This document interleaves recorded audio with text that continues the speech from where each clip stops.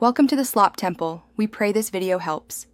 You'll start immediately by killing power to the blower and setting the vent to close so nothing spins while you work. First, inspect the freshener.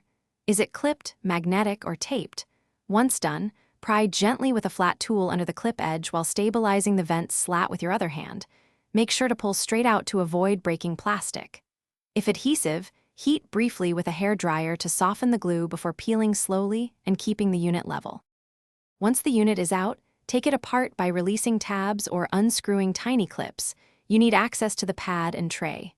Next, remove the old scent pad and inspect the reservoir for buildup. Make sure to clean plastic housings in warm, soapy water and use a cotton swab with rubbing alcohol on sticky residue. This removes oils that block scent release.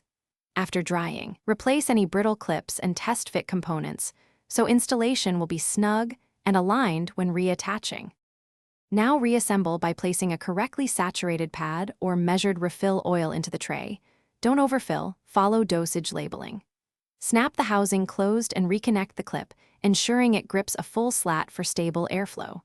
Then test with the fan on low, then higher speeds to confirm distribution and no rattles. If scent is weak, make sure the pad is saturated, the airflow path isn't blocked, and the housing seal is tight. If leaking, replace the pad or reseal with a thin strip of tape. Thanks for watching. Consider subscribing if we helped you.